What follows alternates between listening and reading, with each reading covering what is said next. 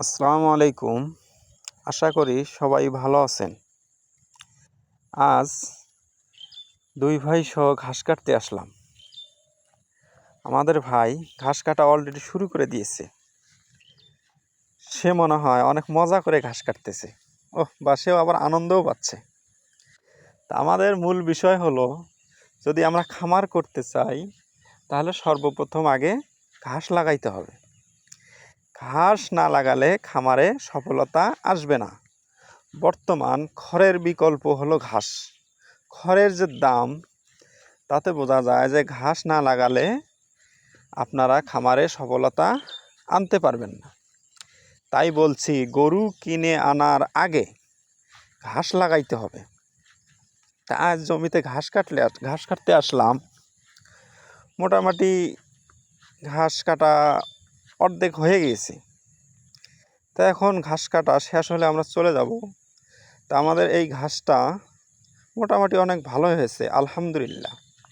দেখেন, মোটামুটি দেখা যাচ্ছে মোটামুটি ঘাস অনেক ভালো হয়েছে।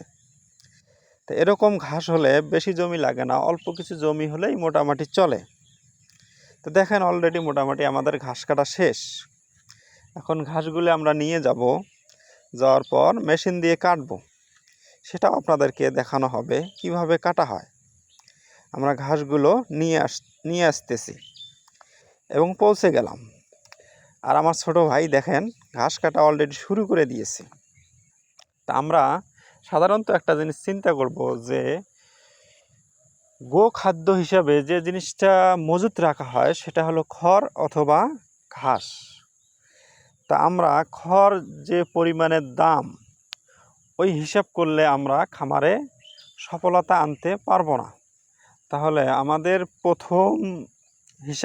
প্রথম পয়েন্টটা হলো যে ঘাস। গরু কেনার আগে আমাদেরকে ঘাস লাগাইতে হবে, তাহলে ওই খামারে সফলতা অবশ্যই আসবে। তা আমাদের সর্বপ্রথম খামার করতে হলে কোন কাজটা করতে হবে, সেটা হলো আমাদের আগে ঘাস লাগাইতে হবে।